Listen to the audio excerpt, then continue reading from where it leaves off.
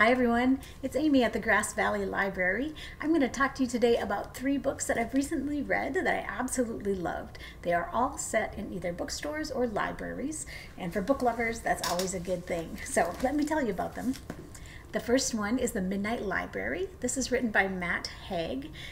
Matt Haig is known for his inspirational nonfiction and for his fiction as well, and this is kind of the best of both worlds.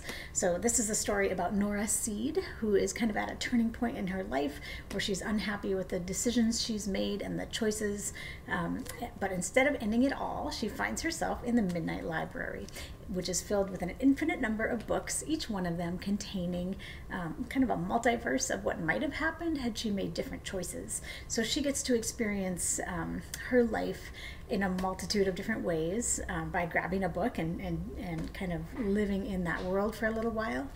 It's super confirming and uplifting, and it's just a great read. It could be read by all ages, teens as well. It's great for anybody who struggles with depression or anxiety. So that is one suggestion. The second one is called The Storied Life of A.J. Fickrey, and this is the story of a curmudgeonly bookstore owner who is kind of also upset about his life and the way that things have turned out in it. And when his prized possession, which is a rare collection of Edgar Allan Poe poems, goes missing, he's ready to give up as well. But life is not ready for him to give up. It hasn't given up on him, and so it goes on in this really charming and lovely book that is just makes you feel really great. So that's the one I would totally recommend.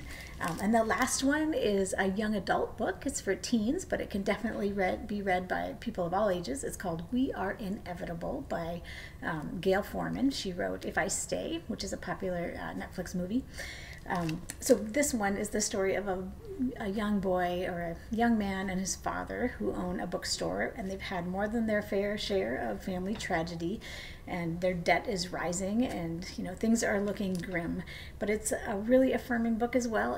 It's filled with hilarious and diverse characters, and it's a great storyline. There's a little bit of romance in there, and it's just a really feel-good book. So hopefully one of these books will appeal to you as a reader.